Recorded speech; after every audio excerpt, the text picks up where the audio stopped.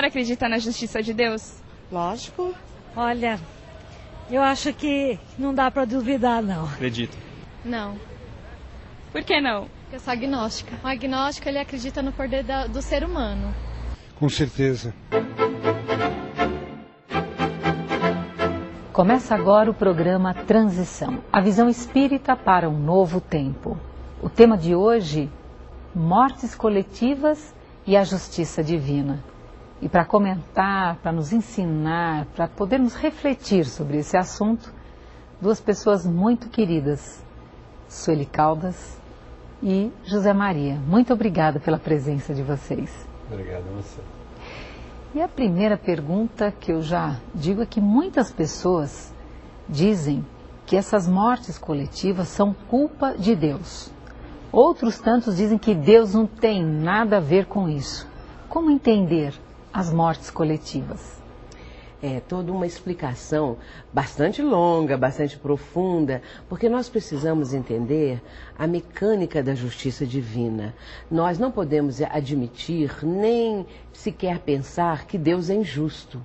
Mas muitas vezes as pessoas acham isso. Acham que Deus não tem nada com isso, que não está nem aí para as dores humanas, que Deus não está tomando conta disso, que Deus esqueceu. É uma série de situações que as pessoas estão sempre colocando Deus numa posição assim menor, não entendendo, achando que Deus é injusto, que é castigo divino.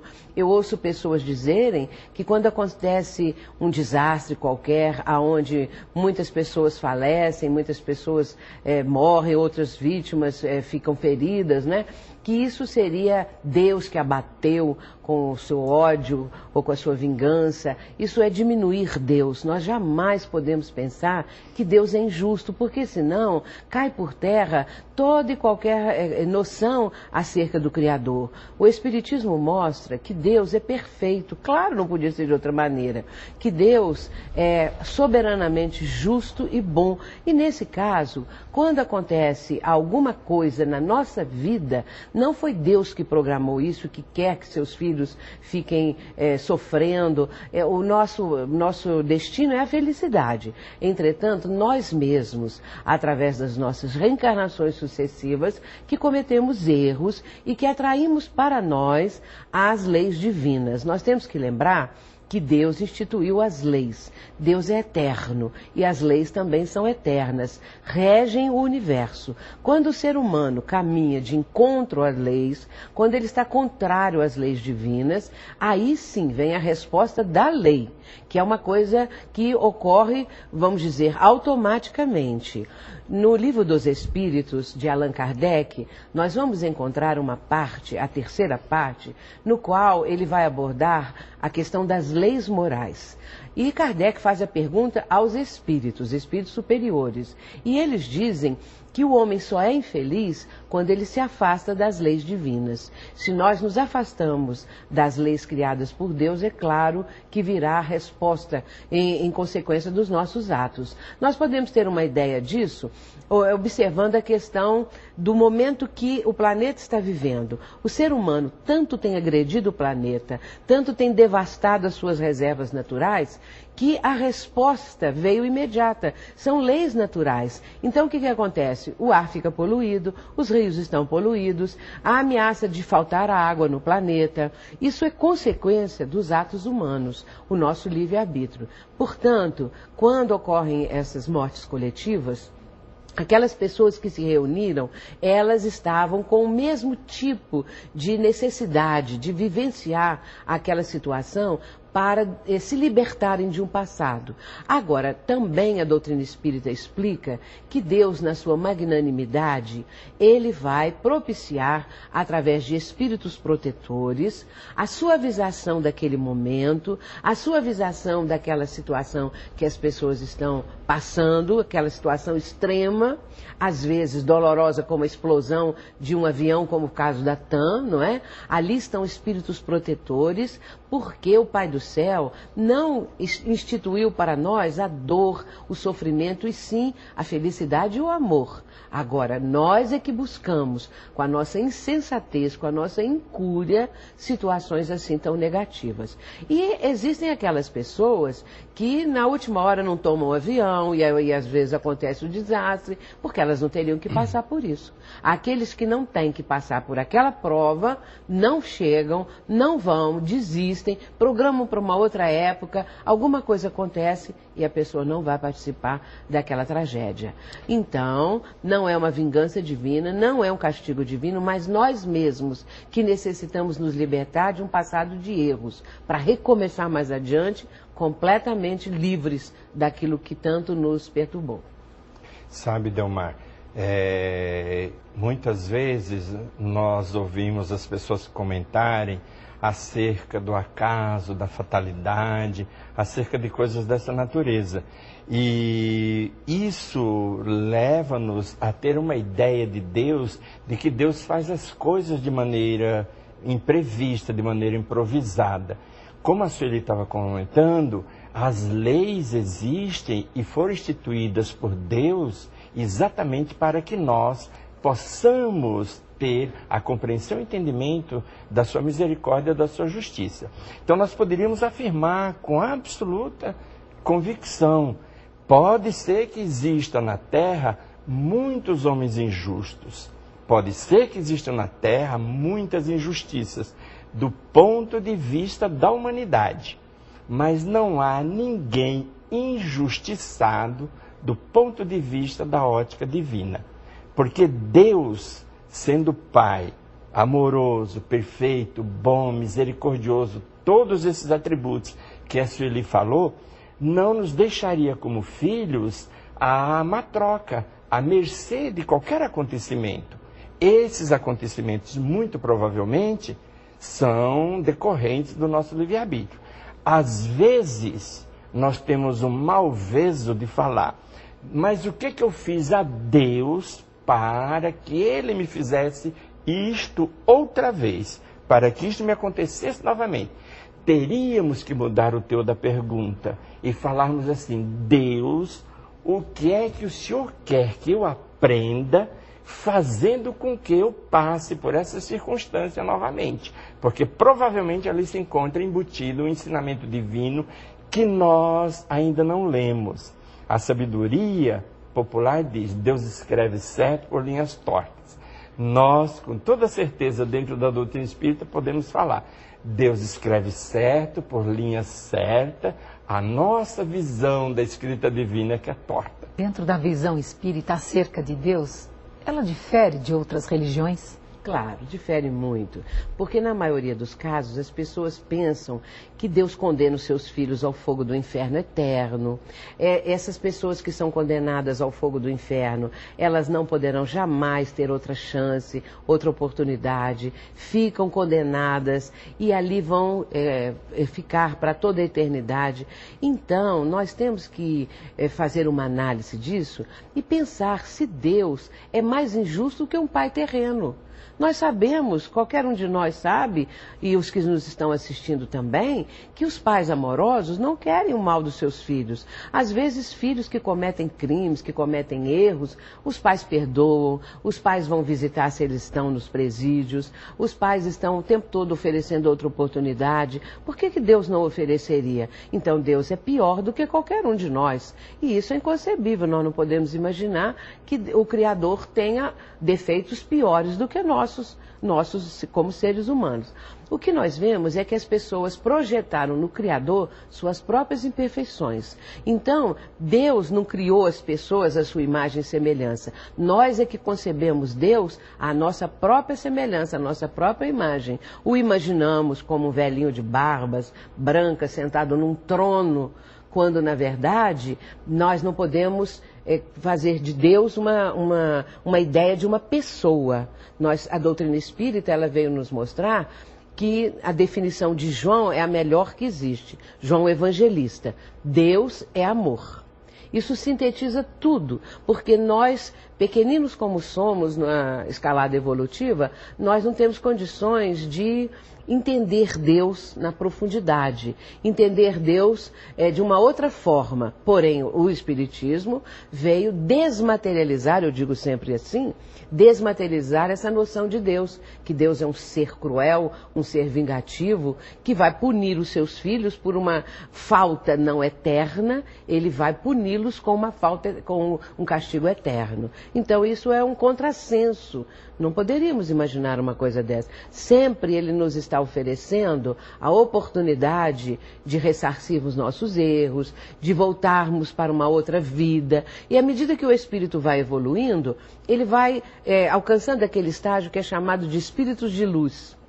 Isso é muito comum, essa noção de que existem espíritos de luz. Esses são aqueles que chegaram a um grau de evolução. São privilegiados? Não. Eles fizeram por onde? Eles mesmos, com o livre-arbítrio deles, é que prepararam a sua caminhada. Então essa noção, pelo que nós podemos entender, nossa inteligência aceita, nosso raciocínio, é que Deus é mais perfeito do que nós. Deus é a perfeição absoluta. Se não fosse assim, ele é pior do que qualquer pai terreno, não é verdade? Quem tem filhos sabe que nós queremos o melhor para eles. Não vamos castigá-los de uma forma tão cruel como as pessoas supõem que Deus castiga. O interessante dessa questão das penas eternas e é a mesma coisa o outro lado, né? O paraíso eterno. Então, se você tem a imagem fixada num castigo eterno, como a Sueli estava comentando, ao fogo do inferno, condenado por uma pena temporária, uma pena passageira, uma pena muitas vezes inadvertida, você está condenado a um castigo eterno. E por outro lado, o paraíso. Então você vai ter o céu eterno, os anjos tocando harpas, tocando liras. Eu costumo brincar que é necessário muito repertório, porque você ficar a eternidade inteira ouvindo isso, tenha, misericórdia. É necessário fazer alguma coisa. Então, o céu não pode ser isso. O reino de Deus não pode ser essa coisa estática. Tem que ser algo dinâmico. Quando Jesus diz, o reino de Deus está dentro de vós, claro que ele está pressupondo, ou ele está, de certa forma, nos orientando a encontrar Deus em nós. Vamos supor que a gente queira encontrar o nosso DNA divino. Como é que eu sei que Deus é meu Pai? A doutrina dá um conceito diferente, não é, Sueli? É verdade, Deus. é verdade. O conceito de Deus é muito distante do conceito que as outras religiões vêm dando à divindade. Eu posso até passar para ela a questão do conceito, porque muitas vezes nós ouvimos dizer, você veio do pó e ao pó você vai retornar.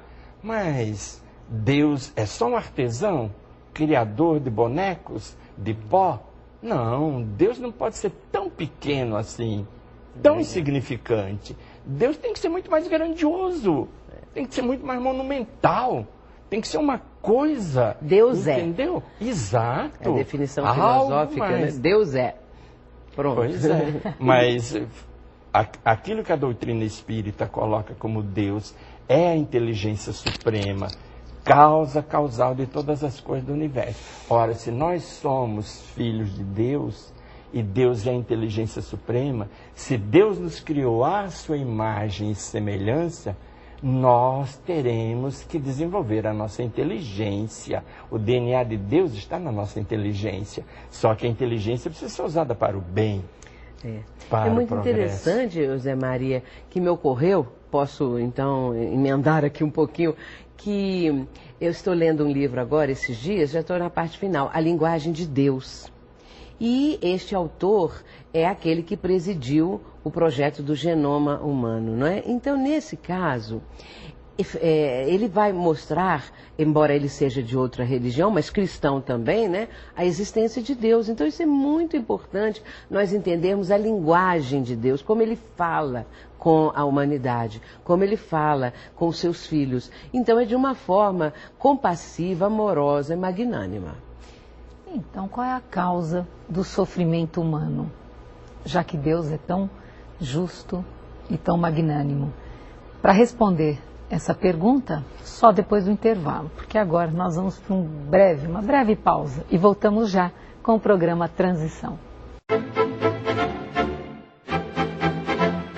A Rede Boa Nova de Rádio leva a seus ouvintes mensagens que podem mudar a forma de encarar a vida.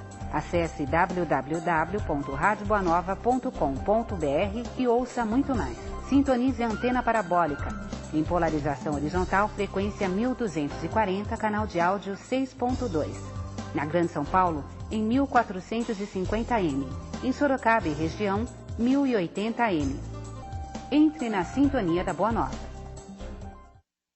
Desde 1949, o Centro Espírita Nosso Lar Casas André Luiz ajuda a transformar o mundo, oferecendo espiritualidade à população e atendimento gratuito ao deficiente mental. Uma história difícil, cheia de espinhos, de uma instituição que nunca deixou de acreditar em um amanhã melhor. Faça parte desta história. Centro Espírita Nosso Lar Casas André Luiz. 60 anos, transformando vidas. No site Mega Livros você pode comprar livros espíritas, espiritualistas e autoajuda sem sair de casa e com total segurança. Livros de Allan Kardec, Chico Xavier, Divaldo Franco, Zíbia Gasparetto, Augusto Cury, Vera Lúcia Marinzec, Alírio de Cerqueira Filho e muito mais. Acesse agora megalivros.com.br, o maior site do segmento espírita, espiritualista e autoajuda. Por que a senhora acha que acontecem, então, tantas coisas ruins, pessoas que morrem, inocentes, tantas coisas? É assim, né? Não acho que não pode ser analisado dessa maneira, né? Acho que a vida está aí, as coisas acontecem, né? Eu acho que as pessoas têm um livre-arbítrio, né? E acabam a mente não pensando, não refletindo direito. Resgatando o que fez no passado. Uma hora você faz uma coisa boa, outra hora você faz uma coisa ruim. Então lá na frente você paga o que você pode ter feito de errado atrás. Porque não vivem a palavra de Deus e dão vazão, dão legalidade ao inimigo. O ser humano que está se acabando entre si mesmo não é por Deus, não.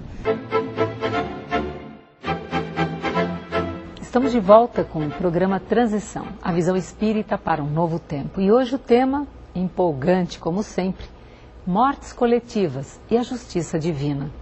E a pergunta que ficou no ar foi essa: por quê? Qual é a causa do sofrimento humano? Por que nós não somos felizes o tempo todo? Porque nós mesmos procuramos isso. Nós falamos agora mesmo a respeito do livre-arbítrio. O livre-arbítrio é aquela condição que Deus possibilita ao ser humano de fazer as suas escolhas. Agora, é claro que ele vai ser responsável por essas escolhas, pelos caminhos que ele vai escolher trilhar e, a partir daí, as consequências que vão advir dessa escolha. No caso, como a humanidade tem buscado escolhas, tem feito escolhas muito prejudiciais a ela própria, às próprias criaturas, é claro que nós não vamos ser felizes. Escolhemos coisas completamente erradas, nós tomamos um curso totalmente errado e agora uma mudança de curso é difícil. Então, nesse caso, é pelo nosso livre-arbítrio. Não somos felizes o tempo todo porque preparamos para nós uma estrada difícil com o nosso livre-arbítrio utilizado nas reencarnações anteriores de uma forma desequilibrada. Agora, que seja esse o momento de corrigirmos o nosso curso de vida, fazendo escolhas seguras, escolhas equilibradas para uma vida melhor. Jesus ensinou isso, dizendo: não vos inquieteis pelo dia de amanhã, a cada dia basta as aflições do seu próprio dia. Quantas vezes nós nos afligimos por antecipação? Quantas vezes nós nos angustiamos com uma coisa que não chega a se materializar? É exatamente isso que a Sueli está falando, do livre-arbítrio, quer dizer, as escolhas da pessoa. E aí nós vivemos aflitos, sofremos.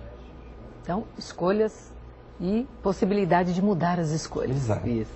E a criança? Por que a criança sofre? É exatamente por isso, me lembrando também de Jesus que disse: a cada um segundo as suas obras. Se nós estamos vivenciando agora momentos difíceis, é porque plantamos isso. Então, nossas obras anteriores falam pelo nosso dia de hoje. A criança é um espírito antigo. A criança não é um espírito recém-criado que está começando a escrever uma nova história. Ela está escrevendo uma nova página no seu livro da vida. Então, vidas sucessivas, vidas anteriores, nós somos espíritos multimilenares. Só esta explicação e essa compreensão que nos possibilita entender os mecanismos da justiça divina. De outra maneira, nós vamos achar realmente que Deus é injusto. Mas vamos lembrar Einstein, que diz: Deus não joga dados. Então não joga dado assim as coisas aleatoriamente e vão acontecer de uma forma pelo acaso, né? No caso, é tudo programado, há uma lei divina imperando e isso vai também trazer a resposta a essa pergunta. A criança sofre porque é um espírito imortal, é um espírito antigo que está vivendo hoje de acordo com as obras que plantou no passado. É por isso que Jesus falava: com a mesma medida que medirdes, também serei medido. A cada um segundo as suas obras. Nós podemos entender isso dentro das crianças, veja, que ela é um espírito eterno pelas ideias, pelas aptidões, por aquilo que ela apresenta dentro dela. Por que que dentro de uma família, 2, 3 filhos, educado com o mesmo desvelo, o mesmo carinho, o mesmo amor, um chega e pega um gatinho e alisa, e acha uma gracinha, e acha bonitinho. O outro pega o rabo do gatinho e joga ele na parede. Entendeu? Ora, está mostrando ali as escolhas, está mostrando que tipo de espírito é. É a ideia dele, não é verdade? Como é que ele faz uma coisa dessa? Por que que a criança pega um brinquedo e olha e brinca e depois guarda? E o outro pega no mesmo dia e taca o martelo e quer saber o que tem dentro? Não é só espírito investigativo. Não é só espírito investigativo. Não então, é só quando isso. nós olharmos para uma criança, podemos indagar, né? Qual a idade espiritual dessa criança, não é? Porque às vezes o corpo é de pelas criança. Pelas suas tendências, não é? Pelo que ela apresenta. E se a justiça de Deus é perfeita, por que morrem tantos inocentes? É o caso de perguntarmos: e são inocentes mesmo? Claro que, se a justiça divina é perfeita, aqueles que estão inseridos num contexto, na humanidade atual, nessas circunstâncias difíceis e que vão, numa certa ocasião, morrerem num desastre coletivo, numa situação completamente, que a gente julga assim, né, dolorosa, e são realmente dolorosas muitas delas. Então, nesse caso, por que isso acontece? São inocentes? Nós temos que olhar o ontem. Nós estamos só olhando o hoje. O hoje é aquela pessoa, é aquele jovem, aquela criatura que tem muitos pendores bons, não é? Então, pode-se dizer assim: era uma pessoa maravilhosa, como é que passou por isso? Porque é um espírito antigo, traz do passado algum tipo de responsabilidade, de dívida, alguma coisa que tem que cumprir para que possa também caminhar para o alto, para a perfeição. Mas aí tem um detalhe também importantíssimo, é que em alguns casos, algumas pessoas que desencarnam de uma forma violenta, que sofrem por uma situação às vezes muito cruel, essas pessoas, elas podem não ser pessoas que estão com dívidas perante a justiça divina, elas podem ser pessoas que até pediram, espíritos que pediram para reencarnar numa prova dolorosa, para dar exemplo para os pais, para ser um chamamento dos pais para uma vida mais voltada para a fé, para o amor a Deus, para o respeito a Deus, respeito às leis divinas, para dar o exemplo. Então são pessoas que têm o sofrimento crédito.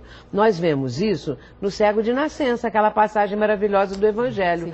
Quando os discípulos, vendo o cego de nascença, perguntam a Jesus: quem pecou? Foi ele ou foram seus pais? E Jesus responde: nem ele, nem os seus pais. Mas ele veio assim para que fosse provado o poder de Deus. Então, nesse caso, o cego era uma pessoa que veio, um espírito que veio exatamente para passar aquele tipo de experiência, para que Jesus o curasse e ele ficasse com esse exemplo maravilhoso para todos nós nos tempos futuros. Então, aconteceu há 2000 anos, mas nós estamos falando isso até hoje, porque é muito significativo. Muito. Não é mesmo? Nada a acrescentar. Realmente é impressionante a resposta que ela deu, né? Sintetizou totalmente aquilo que eu estava pensando. Aqueles que ainda não conhecem vocês e fazendo uso do livre-arbítrio, né, que vocês fazem, eu gostaria que vocês falassem um pouco do programa de rádio na rede Boa Nova de Rádio. Que programa que horário é? Conta para nós qual é o propósito, qual a finalidade, o objetivo do programa. O programa, veja, na Boa Nova, ele acontece todas as terças-feiras, das 11 ao meio-dia. Terças-feiras, das 11 ao meio-dia, vocês sintonizam na Rádio Boa Nova. Eu costumo muito brincar com os amigos, porque é 1450 AM. Eu costumo dizer que a gente tem que ligar primeiro o rádio e ouvir todas as rádios evangélicas, todas as rádios católicas. Quando estiver saindo do rádio, tem lá uma rádio espírita chamada Boa Nova e que tem um programa que fala sobre mediunidade.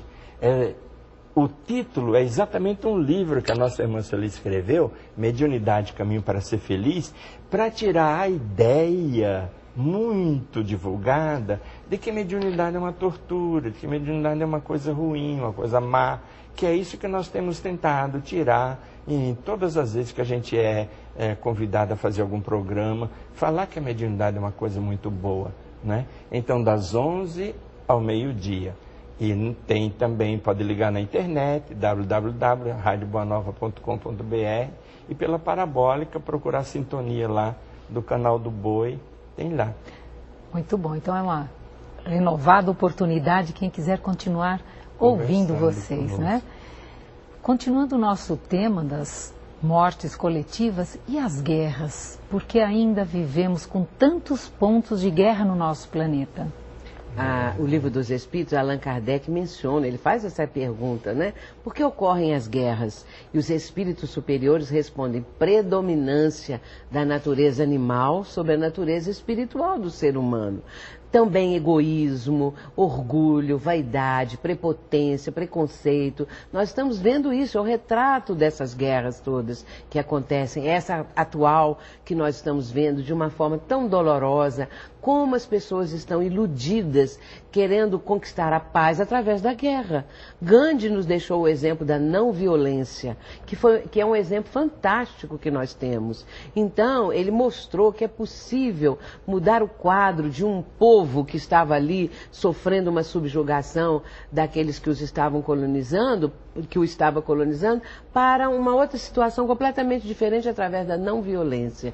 Não também entrar nessa mesma situação de guerra, de violência, de crueldade, de maldade. Então as guerras acontecem por isso. Agora, é que também a guerra declarada, a guerra armada de um povo contra o outro, significa também a guerra interior do ser humano.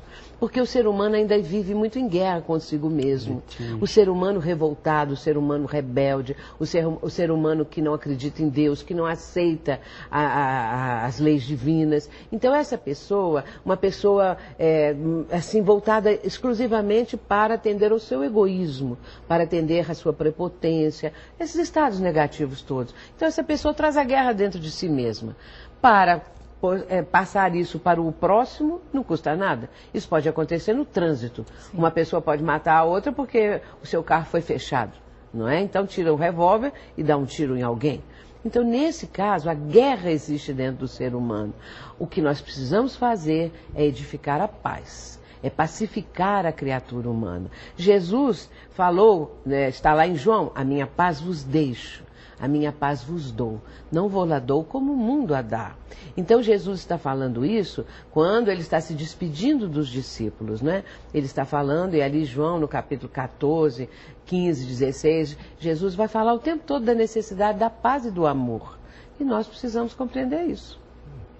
No Sermão da Montanha, Jesus dá essa lição, quando ele diz assim, não é? Bem-aventurados os mansos, porque eles herdarão a terra. Então nós vamos entender que quando nós nos afastamos da mansuetude, quando nós nos deixamos levar pelo desbordar das nossas paixões, por aquele exacerbar dos nossos sentimentos egoísticos, nós estamos nos despedindo da Terra, tá certo? E agora nós vamos nos despedindo aqui. Vocês deixaram para nós a esperança e de um mundo melhor. Exato. Com todas essas informações, esses esclarecimentos e a própria atitude, né, de cada um de vocês, através do programa de rádio na Rede Boa Nova também. Então fica o nosso convite, a nossa gratidão pela participação obrigado a todos. No programa Transição, que chega ao final. Mas semana que vem tem mais um novo tema, novos convidados. Continue ligado nessa sintonia. Programa Transição, a visão espírita para o novo tempo. Até lá!